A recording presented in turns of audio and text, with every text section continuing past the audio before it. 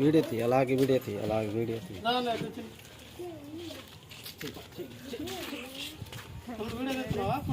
Video కలుపుతుందా?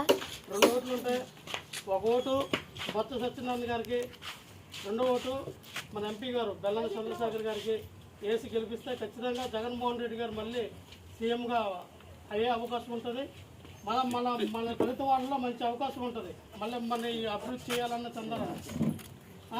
అలాగే ఖచ్చితంగా మనం సత్యనారాయణ గారిని బెల్లం చంద్రశేఖర్ గారిని గెలిపించుకుందాం. మళ్ళీ సీఎం జగన్మోహన్ రెడ్డి గారు ఏవైతే ఈ రోజున ఇంటింటికి మరి అమ్మోడు అవనివ్వండి, పెన్షన్ విధానం అవనివ్వండి, ఈరోజు మనం ఇల్లు పట్టుకుంటున్నాం, సెంటీనర్ భూములు ఇచ్చారు. ఇదివరకే ఎవరైనా మన ఇంటికి వచ్చి పెన్షన్ ఇచ్చారండి, మన ఇంటికి వచ్చి రాసిన ఇచ్చారండి, లేదు కదా. ఇంతకు మించి చాలా ఎన్నో 31 లక్షల ఇళ్ల పట్టాలు ఇచ్చారు జగన్మోహన్ రెడ్డి గారు. మనం చూస్తే దళితులు చాలా చేశారు.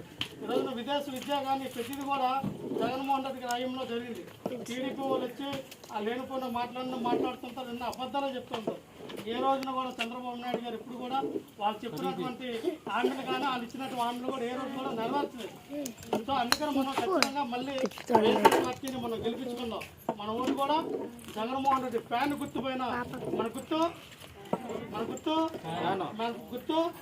మన అందరూ కూడా ఫ్యాన్ గుర్తుపై వేసి మీ అమూల్యమైన ముద్ర వేసి వీళ్ళందరూ కూడా మనం గెలిపించుకుంటే మన భవిష్యత్తులు బాగుంటాయి.